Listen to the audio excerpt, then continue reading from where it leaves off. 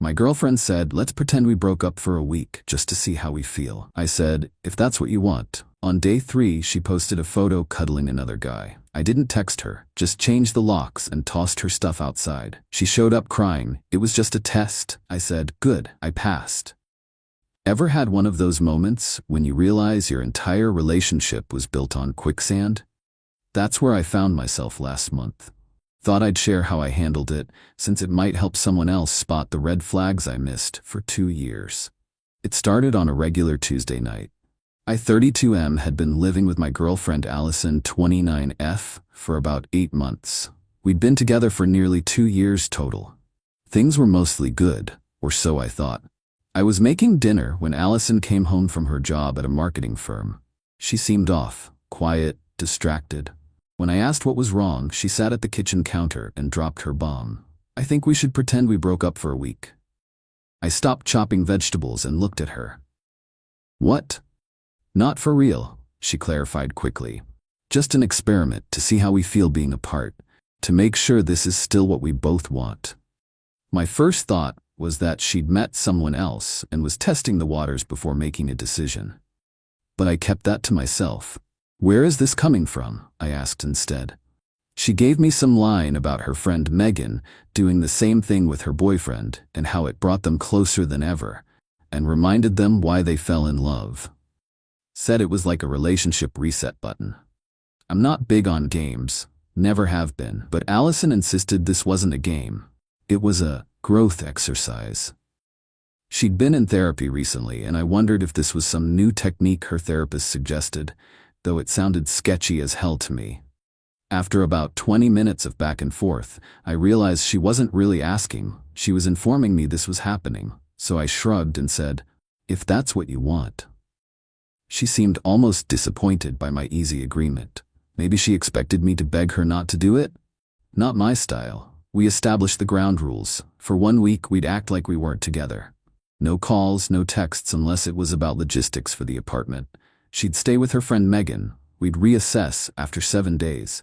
She packed a bag that night and left for Megan's place. The apartment felt strange without her, but not necessarily in a bad way. Quieter, more orderly. I slept better than I had in months. The next day was uneventful. I went to work, I'm an architectural engineer, hit the gym, grabbed a beer with a colleague. Didn't hear from Allison, which was following the rules. I found myself not really missing her, which was information in itself. Day 2 was similar. I caught up on some projects I'd been putting off, called my brother, watched a movie Allison would have hated. Still no contact from her, which was fine. Then came day 3. I rarely use Instagram, but I do have an account. Was scrolling through while eating lunch when I saw it, a post from Allison. She was curled up on a couch with some guy I'd never seen before. His arm was around her, her head on his shoulder. The caption, sometimes life surprises you with exactly what you need. I stared at the photo for a solid minute. This wasn't at Megan's place. The apartment in the background wasn't familiar. The timestamp showed it was posted that morning. So much for the relationship reset button. More like the test the replacement button. I finished my lunch, put the dish in the sink, and made 3 phone calls. First, to my landlord. I explained the situation and asked about my options regarding the apartment. Since both our names were on the lease, Ted, the landlord, explained I couldn't legally lock her out. However, he did mention that if she had actually moved out permanently, not just temporarily, we could discuss a lease modification. For now, I'd have to handle this differently. Second, to my lawyer friend Chris, wanted to check where I stood legally. He was blunt. You can't change the locks or remove her stuff. That's an illegal eviction even if you're mad. But you don't have to keep living with her either. Document everything in case this gets messy.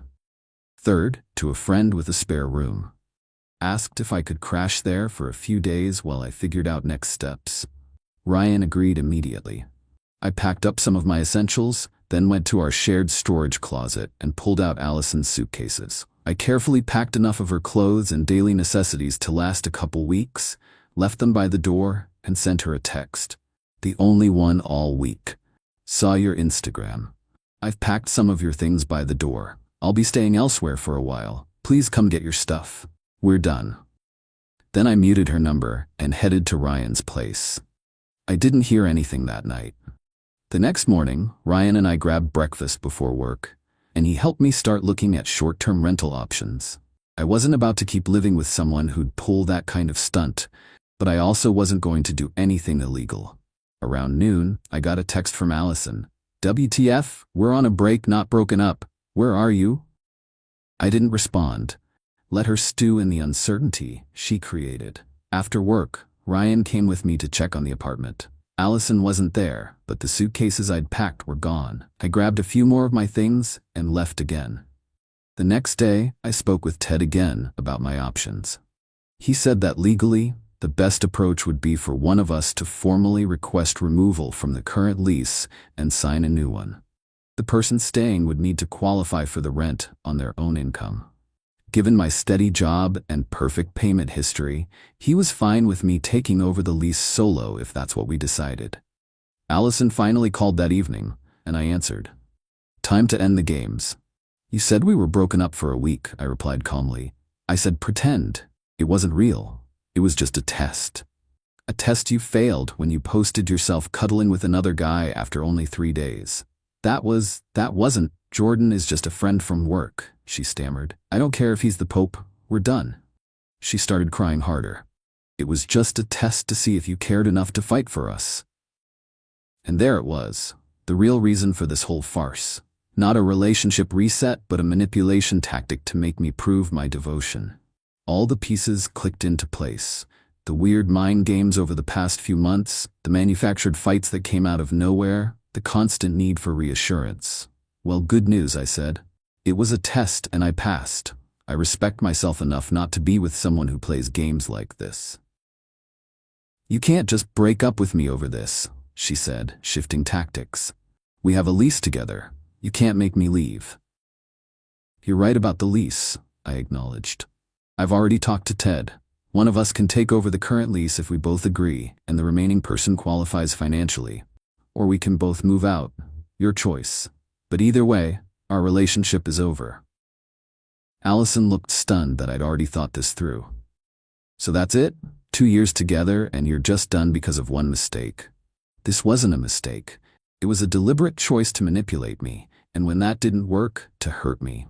So yes, I'm done. Eventually we agreed that I would take over the lease. Allison would officially move out, and I would be the sole tenant going forward.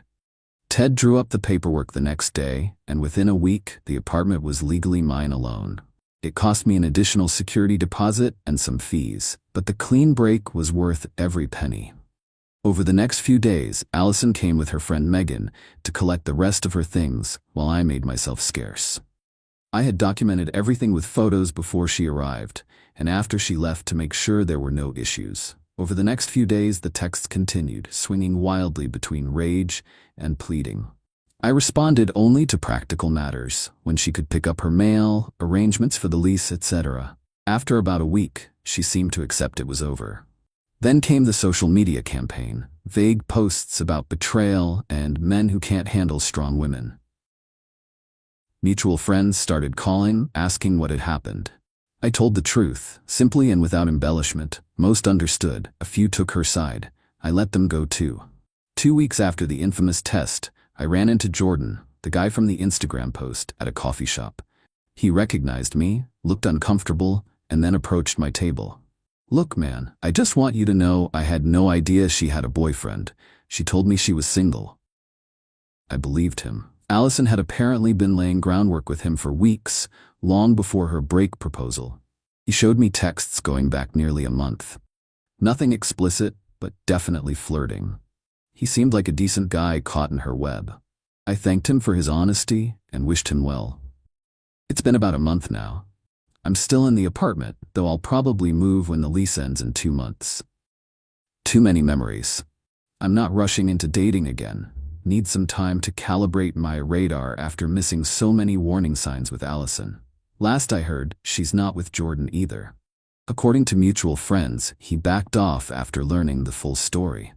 She's telling everyone who'll listen that I'm the villain who threw away a great relationship over one little mistake. But here's what I know. Anyone who tests your love through deliberate manipulation doesn't really want a partner. They want a possession, a puppet, a prop in their personal drama. And life's too short for that nonsense. So if your partner ever suggests pretending to break up as a test, save yourself some time and make it real on the spot. Some tests you pass by walking away.